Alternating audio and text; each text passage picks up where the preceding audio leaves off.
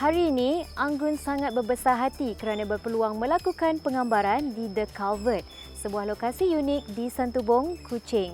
Dikelilingi hutan hujan tropika dan pemandangan Laut Cina Selatan, The Culvert telah menaja lokasi kami pada hari ini. Assalamualaikum dan salam sejahtera. Kembali lagi bersama Mya dalam Anggun Musim ke-3. Hari ini Mya nak bawa anda semua berkelana untuk menemani Mya sepanjang episod ni sambil kita healing sama-sama. Tanpa membuang masa, Anggun minggu ini. Gaya klasik knit vest dengan jeans dan t-shirt. Gaya ini smart casual dan sesuai. For my artwork, it's called Serumpun. It is based on the cultures that we have in Borneo. But we as artists, we are against AI because it's not coming from heart. Sebelum dan selepas ruang dapur ni dikemas, sekarang nampak lebih tersusun dan cantik kan?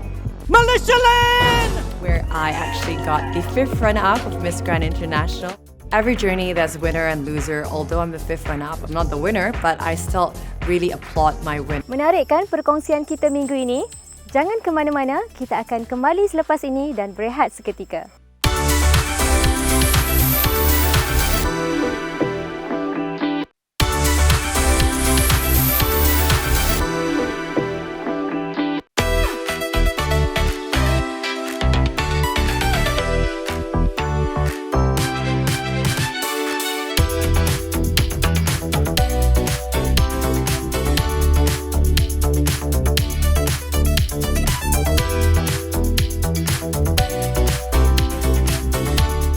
Setiap sudut di The Culvert mempunyai cerita tersendiri. Gabungan elemen semula jadi seperti kayu, batu dan air bersama reka bentuk moden mencipta persekitaran yang sangat fotogenik. Tapi sebelum tu, saksikan perkongsian daripada Melinda dalam Fashion Tips Knit Vest. Barulah sesuai untuk kita OOTD kat sini. Terima kasih Mya. Hai semua, saya Melinda. Hari ini saya nak tunjukkan beberapa cara untuk pakai knit vest supaya nampak lebih stylish dan bergaya untuk semua occasion. Jom! Pertama, gaya klasik knit vest dengan jeans dan t-shirt. Sesuai untuk lunch atau outing casual, gaya lebih feminin tapi sophisticated. Lengkapkan dengan sneakers atau loafers untuk look effortless.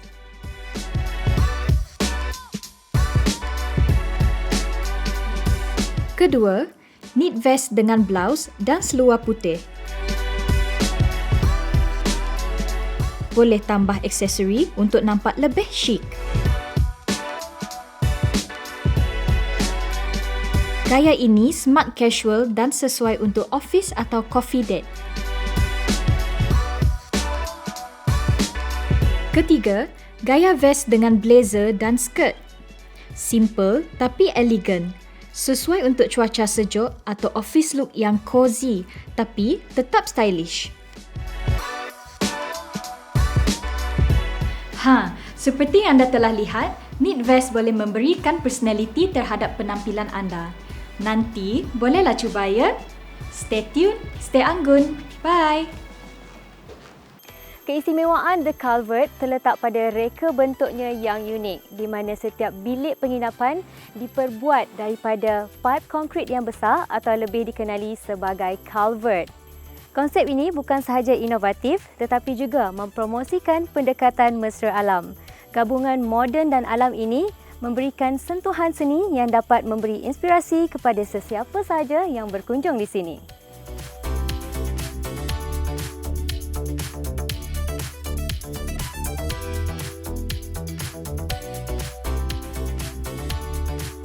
Bercakap tentang seni, siapa sangka seni halus bukanlah sekadar lukisan di atas kanvas.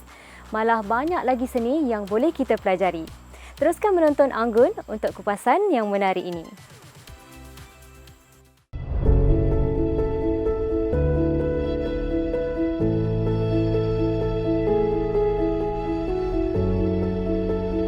Hello everyone, my name is Natasha.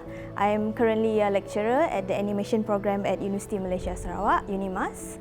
And I've been delving into art since I was young. I like to read comic books, I like a lot of animes, I watch a lot of animes, just like Naruto, Doraemon, even Kluang Men, Usop Sentorian, and I started from there. I started to draw, so my background is in illustration, but recently I've been delving into mixed media, and my recent artwork is made entirely out of textile. So my style and genre is quite flexible.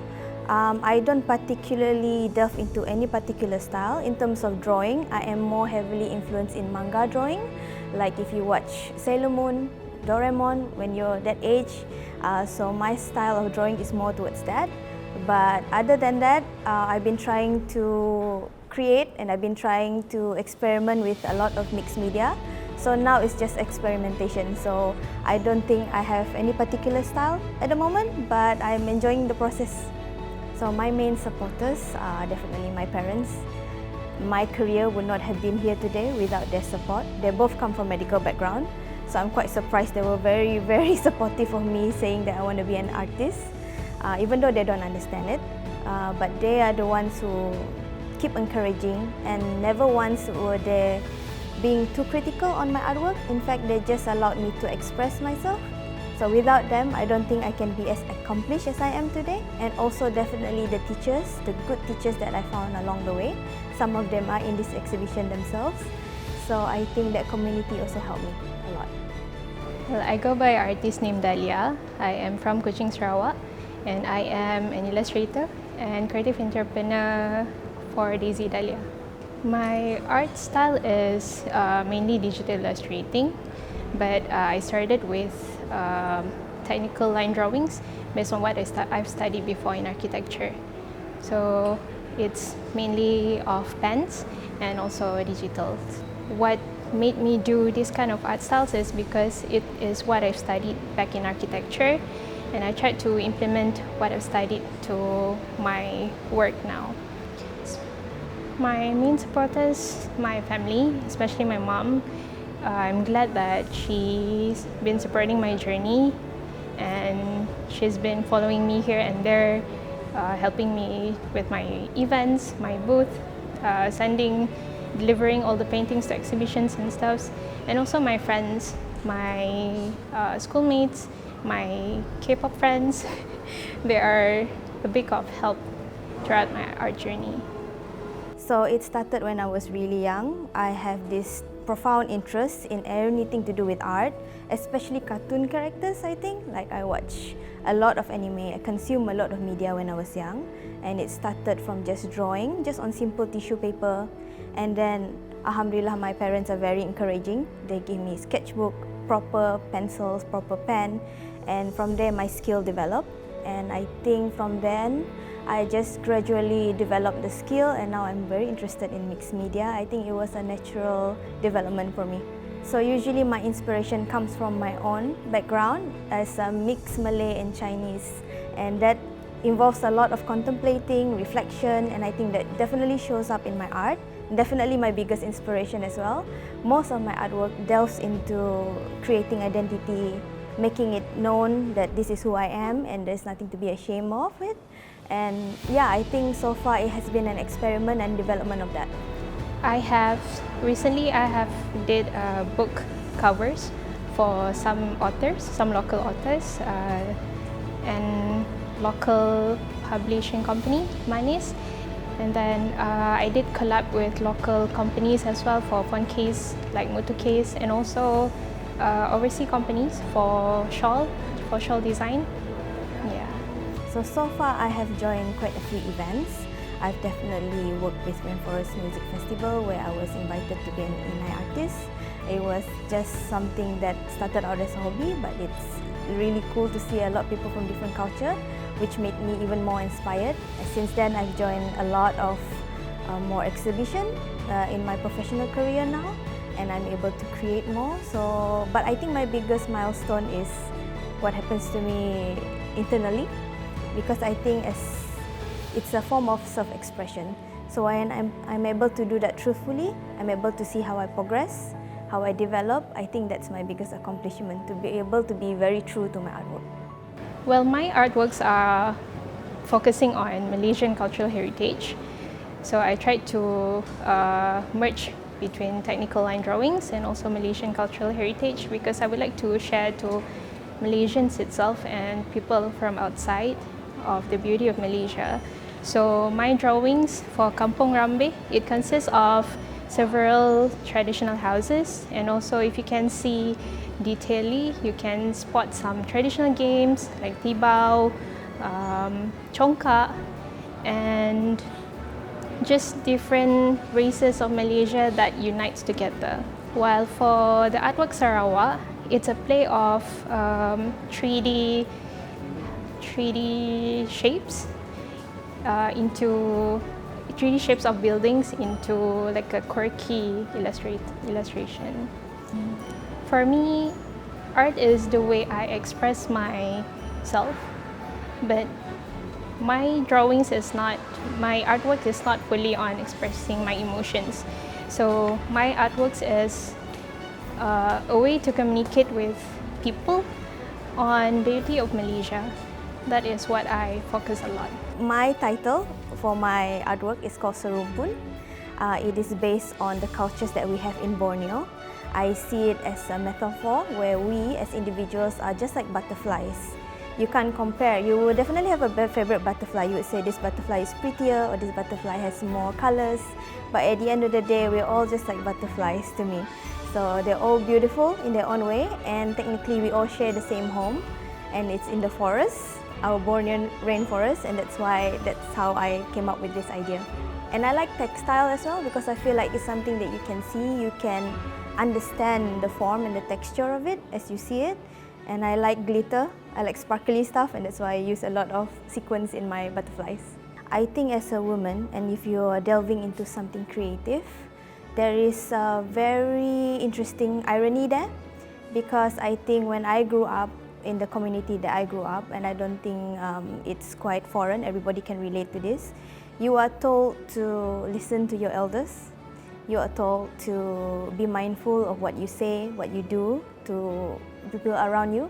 Always be mindful about others first. So the idea was always put someone first. But in terms of art as a woman, you're suddenly shifted. Now you are the one having to put yourself first. Because at the end of the day, you express yourself, not anyone else. And I think as a woman in art, that is very liberating. So it will be a very beautiful journey, I think, because you learn more about yourself as a woman in art, I think. Biggest challenge for me is creative block. When I'm on too much pressure, I will get creative block. Another challenge is the use of AI. So because my work is digital illustrating, people often say like, oh, this wouldn't go far because there's AI now. But we as artists, we are against AI because it's not coming from heart, coming from soul. I think so far in creating art, my biggest challenge is self-doubt. I think when you are in this industry professionally, definitely comes a lot of criticism and a lot of comparison, and I don't mean by anybody else. Sometimes you are your own worst critic. You look at your friends or your colleagues' work and you feel like they definitely have better skills than me. But then I think once you overcome that mentality, that you know that art is very individual, it is a form of self-expression, and the keyword is right there, self-expression. You don't need anybody's input, you don't need to be compared to anyone else. Once you get to that mindset, I think, yeah, then it becomes a very enjoyable, very, I would say, gratifying journey.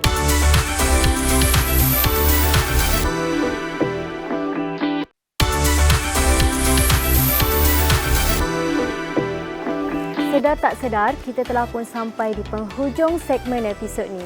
Mya masih lagi terpukau dengan keindahan di The Culvert ni. Baik, tanpa kita buang masa, jom ikut Mya mengenali seorang figura yang bukan sahaja cantik tetapi bijak orangnya. Pernah mengharumkan nama negara dengan pencapaian terbaik dalam acara Miss Grand International. Wanita anggun kita minggu ini cukup istimewa dan suka untuk Mya perkenalkan Malaysia Lin, seorang pengarah nasional Miss Grand Malaysia.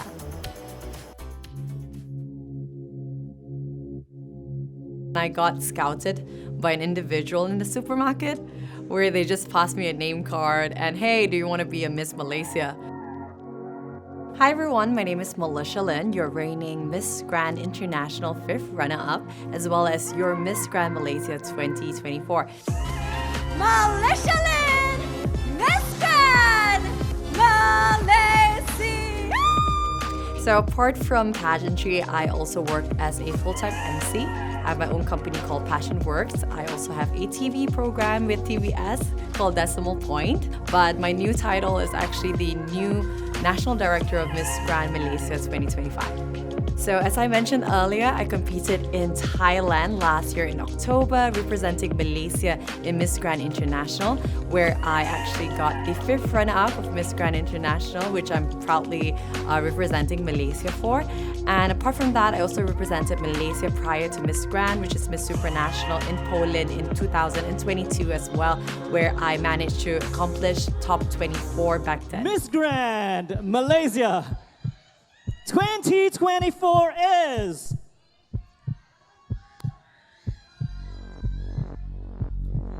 Malaysia Land!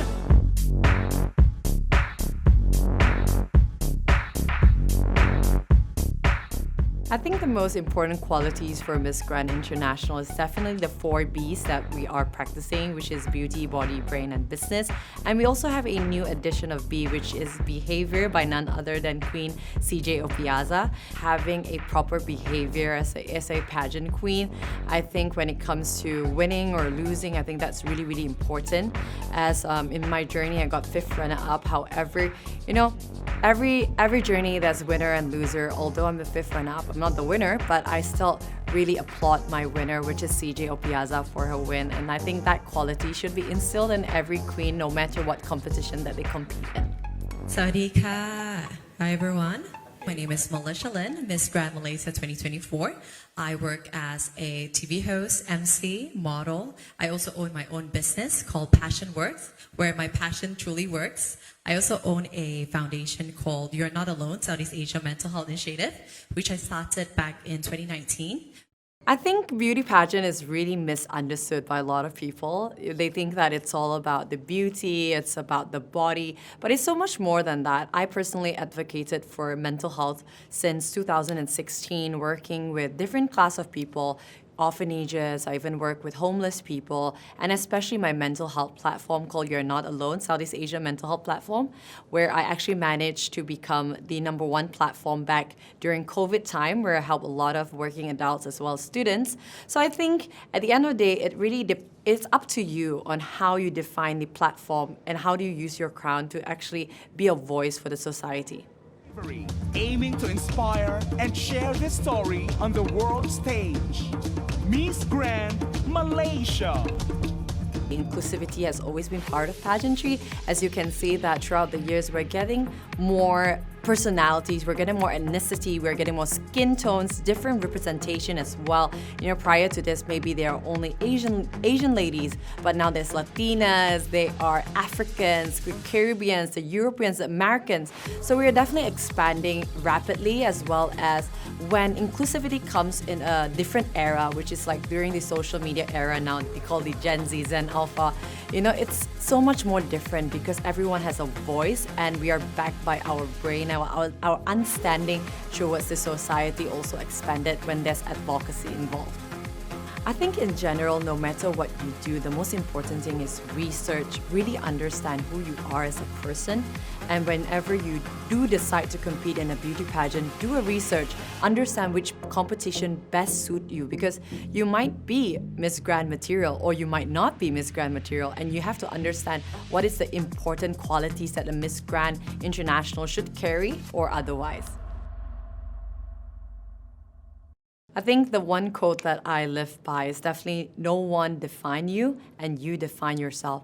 Because I think in my journey of representing Malaysia, there's a lot of noises, there's a lot of criticism, but at the end of the day, no one can stop you from achieving your dreams as long as you hold on to your principles and your integrity, and you just have the passion and love for our country, Malaysia.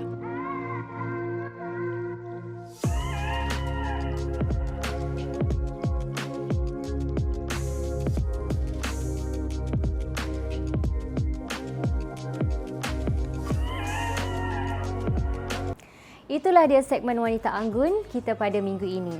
Kita dah pun sampai ke penghujung rancangan, tapi Mya ada tips khas buat penonton Anggun. Seperti yang kita tahu, Malaysia adalah syurga makanan. Mesti orang-orang yang juga pandai memasak kan? Tapi, pandaikah mereka mengemas dapur selepas memasak? Seperti yang kita lihat sekarang, dapur ni nampak macam tak kemas kan? Jom kita mulakan dengan langkah pertama.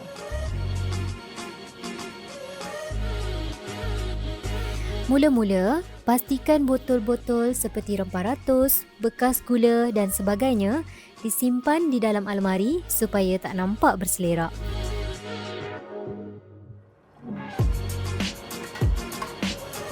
Okey, untuk langkah yang kedua, di bahagian pengering pinggan ni, kita keluarkan pinggan yang tak digunakan dan hanya gunakan satu warna untuk kegunaan harian kita.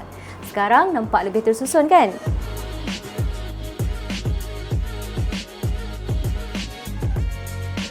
Nampak luas dan lapang kan ruang dapur ni? Sekarang barulah nampak tak berselerak.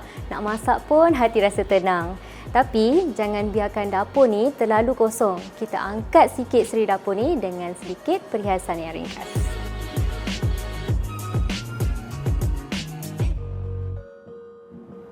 Inilah dia perbezaan sebelum dan selepas ruang dapur ni dikemas. Sekarang nampak lebih tersusun dan cantik kan? Hanya dengan 3 langkah mudah, kita boleh dapatkan ruang dapur yang lebih minimalis. Jadi tak rasa segan kalau tamu nak datang dan hati pun rasa tenang.